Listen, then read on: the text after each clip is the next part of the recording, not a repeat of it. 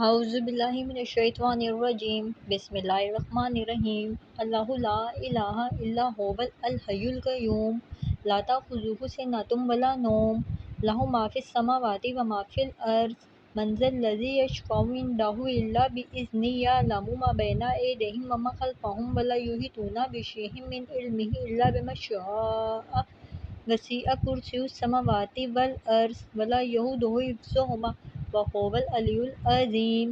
ترجمہ: اللہ کے سوا کوئی اللہ نہیں، وہ ہمیشہ سے زندہ ہے اور کائنات کی ہر چیز کو قائم رکھنے والا ہے۔ نہ اس پر اونگ غالب آتی ہے اور نہ نیند۔ آسمانوں اور زمین میں جو کچھ ہے سب اسی کا ہے۔ کون ہے جو اس کی اجازت کے بغیر اس کے حضور سفارش کر سکے؟ جو کچھ لوگوں کے سامنے ہے وہ اسے بھی جانتا ہے اور جو ان سے اوجھل ہے اسے بھی جانتا ہے۔ یہ لوگ اللہ کے علم میں سے کسی چیز کا بھی ادراک نہیں کر سکتے مگر اتنا ہی جتنا وہ خود چاہے۔ اس کی کرسی آسمانوں اور زمین کو محیط ہے اور ان دونوں کی حفاظت اسے تھکاتی نہیں۔ وہ بلند و برتر اور عظمت والا ہے۔ بے شک آیت الکرسی 9 جملوں پر مشتمل ہے۔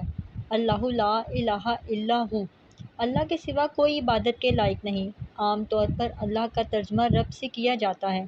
اللہ کا مطلب ہے عبادت کرنا۔ اس کا مطلب ہے اصل عبادت وہ ہے جو صرف اللہ کے لیے کی جائے۔ کوئی بھی شخص اصل عبادت کا مزہ اس وقت تک نہیں چکھ سکتا جب تک وہ اللہ کے لیے نہ کی جائے۔ اس کا دوسرا مطلب ہے کسی میں سکون اور اطمینان تلاش کرنا، کسی کی طرف اس وقت رجوع کرنا جب آپ اداس ہوں، یعنی اللہ کا مطلب ہے آپ کو اللہ کے علاوہ کہیں سکون اور خوشی نہیں ملے گی۔ آپ بے چینی اور اضطراب کی کیفیت میں سوائے اللہ کے کسی کی طرف نہیں بھاگیں گے۔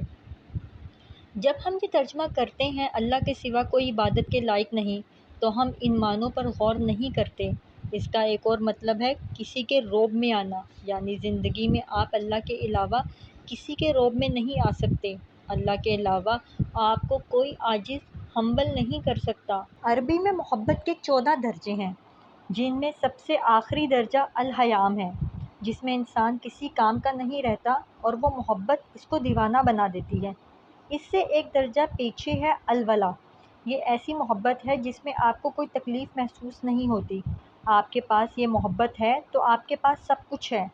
الولا سے ہی لفظ اللہ نکلا ہے، یعنی ایسی محبت اللہ سے کہ نہ بھوک پیاس لگتی ہے نہ ہی کوئی پریشانی لگتی ہے۔ یہ محبت ہی ہمارے لیے کافی ہوتی ہے۔ اور تب ہمیں سمجھ آتا ہے کہ اس آیت کا کیا مطلب ہے۔ حسبنا اللہ و نعم الوکیل، ہمارے لیے اللہ کافی ہے اور وہی بہترین کارساز ہے، یعنی اللہ کی محبت ہی ہمارے لیے کافی ہے۔ اللہ کہہ رہے ہیں ہمیں اللہ تعالیٰ کے علاوہ کہیں اور سکون نہیں ملے گا۔ اللہ کی عبادت ہی اصل عبادت ہے، صرف اللہ کی محبت ہی سچی محبت ہے۔ اللہ وہ بستی ہے جس کی طرف آپ رجوع کرتے ہیں جب آپ کو سکون اور اطمینان کی تلاش ہو۔ وہ ایسی ہستی ہے جو آپ کے مشکل ترین لمحات میں آپ کے ساتھ ہوگی۔ یہ وہ پہلی بات تھی جو اللہ ہمیں اپنے بارے میں بتانا چاہتے تھے۔